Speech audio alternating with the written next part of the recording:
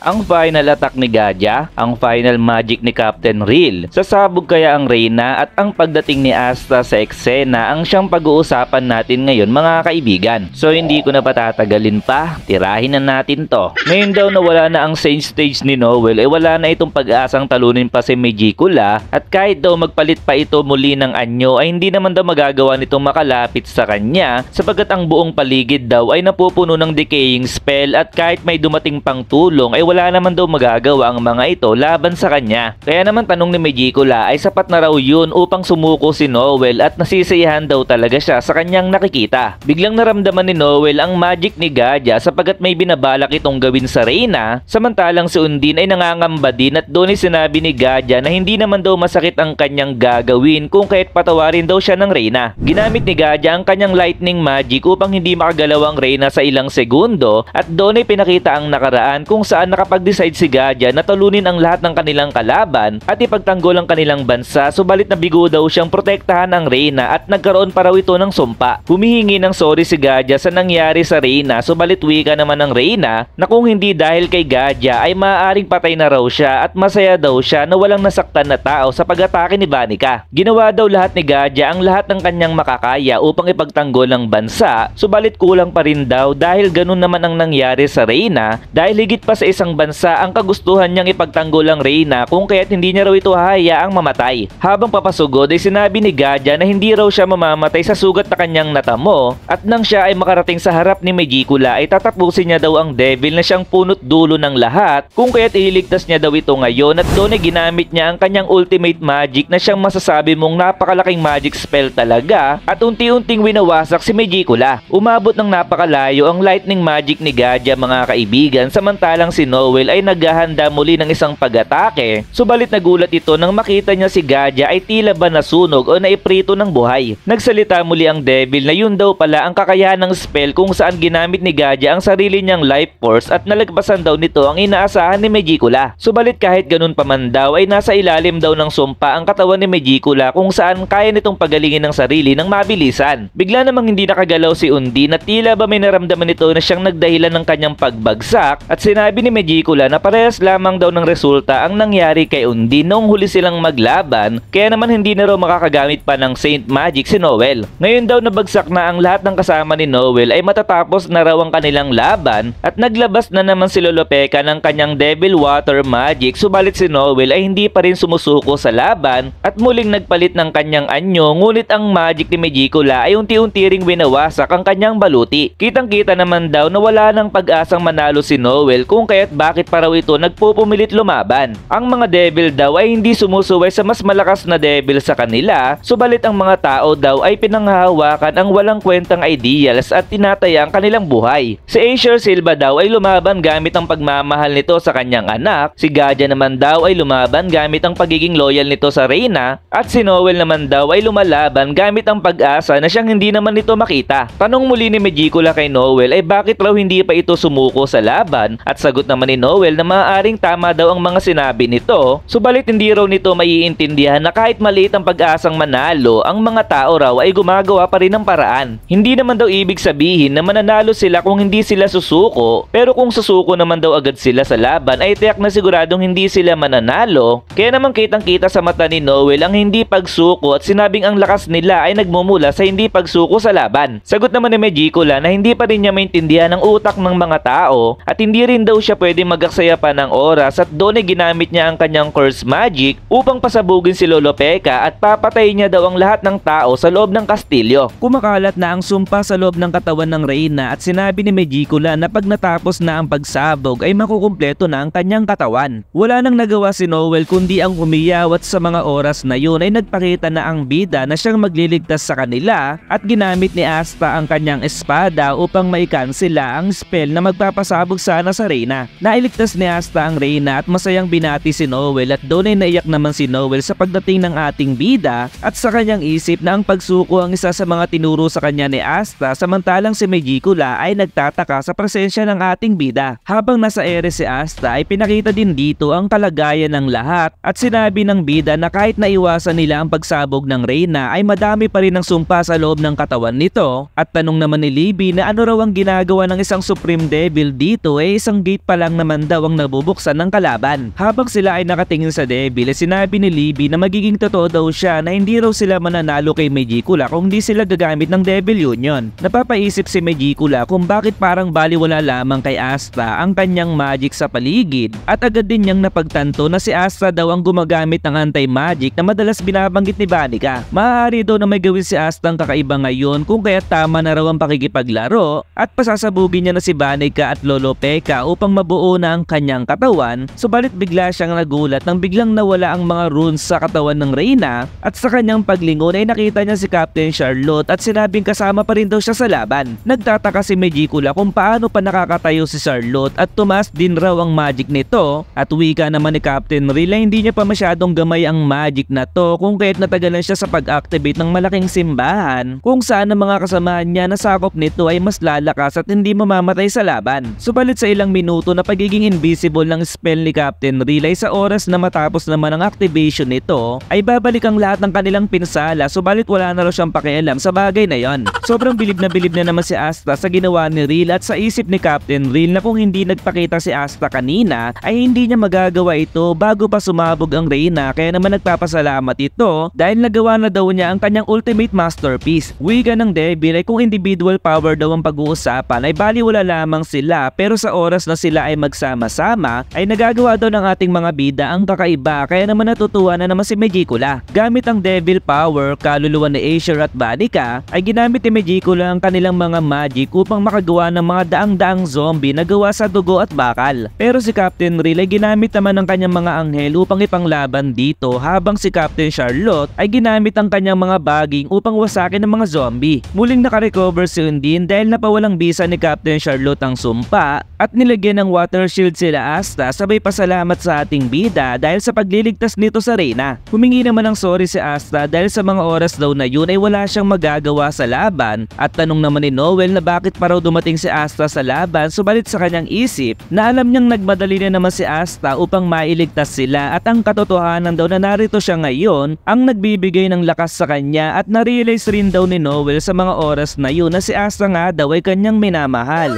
Kili, kumakatas na naman yan Noel, ang lalande. Subalit nasa kaligitnaan daw sila ng laban at niyaya niyang muli si Undine dahil sa ngayon daw ay magpo-focus muna siya sa pagtapos kay Megicula, at doon ay muling ginamit ni Noel ang huling pagpapalit anyo na kanyang minana sa kanyang pinagmanahan. Char. So grabe, ang daming ganap sa bawat chapter at sulit talagang i-review ito mga kaibigan, kaya naman mag-follow at i-share ang ating video dahil sa next episode ay mas malupit na naman ang mga mangyayari sa laban. So hanggang dito na lamang, see you and goodbye.